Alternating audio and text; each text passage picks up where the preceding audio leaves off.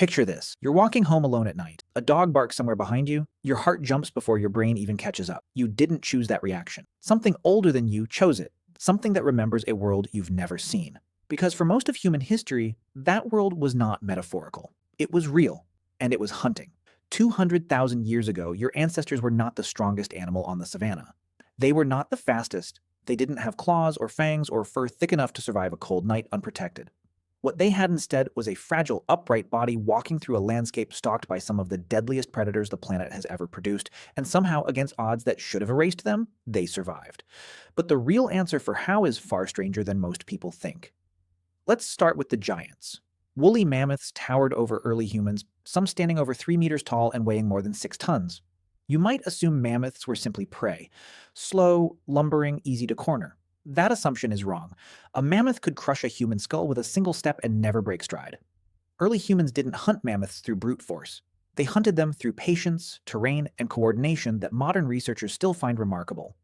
Archaeologist Olga Soffer, who studied Ice Age hunting sites in Eastern Europe, found evidence that groups didn't chase mammoths across open ground. They funneled them.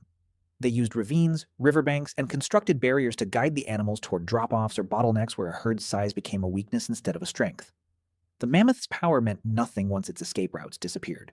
Intelligence turned a losing fight into a controlled one. Now picture something worse. Something built purely to kill you. The cave lion was not the lion you picture in a zoo enclosure. It was larger, faster, built for cold climates and built for ambush. Fossil evidence from sites across Europe shows cave lions preyed on large mammals, and there is no reason to believe early humans were exempt from that list. Unlike modern lions, which often avoid humans instinctively, cave lions evolved in a world where humans were still new, still unfamiliar, still, potentially, just meat. So how do you survive an apex predator with no fear of you? You stop being alone. Paleoanthropologist Robin Dunbar has spent decades studying group size in early human societies, and his research points to something crucial. Survival wasn't primarily a matter of individual strength, it was a matter of social bonding. Humans who stayed close to a group, who shared food, who slept back to back around a fire, dramatically reduced their odds of becoming a meal. A lone human was an opportunity. A group of 20 humans, alert and coordinated, was a threat not worth the risk. This is why isolation still feels dangerous to you today, even in a world with no lions left to fear. Your nervous system hasn't been updated. It still runs the old software.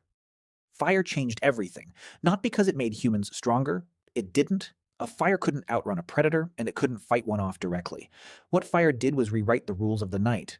Before fire, darkness belonged entirely to whatever could see better than you. After fire, humans carved out small islands of visibility and warmth in a world designed to kill anything without them. Archaeological evidence from sites like Wonderwork Cave in South Africa suggests controlled fire use dates back roughly 1,000,000 years. That single innovation may be one of the most significant survival tools in human history, more important than any spear or blade, but fire in numbers only solved part of the problem. The other part was smarter and stranger. Humans learned to think like their predators. Consider the saber-toothed cat, a predator built around a single devastating advantage: enormous canine teeth capable of delivering a killing bite to large, thick-skinned prey. That advantage came with a cost. Those teeth were fragile. A saber-tooth couldn't risk a prolonged struggle without damaging the very weapon it depended on. Early humans who observed predator behavior over generations began to understand these weaknesses instinctively, even without formal science. They knew which animals attacked from ambush and which attacked in open pursuit. They knew which predators feared fire and loud noise, and which needed to be avoided entirely. This wasn't guesswork. It was inherited, observed, transmitted knowledge, passed from one generation to the next through story and demonstration. And this is where something remarkable happened. Something that separates humans from every other prey species that has ever existed. Humans didn't just adapt to their environment, they started reshaping it. Spears with fire-hardened tips appear in the archaeological record hundreds of thousands of years ago. Later came throwing weapons, allowing hunters to strike from a distance a predator couldn't close in time. Anthropologist Richard Wrangham has argued that this shift, striking from range instead of relying on close combat, may have fundamentally altered the balance of power between humans and the animals that once hunted them. A cave lion's speed meant far less against a human who never had to get close enough to be caught. Still, technology alone doesn't explain full survival, because for every innovation there was also loss. Fossil evidence suggests predator attacks were a real and constant threat throughout much of human prehistory.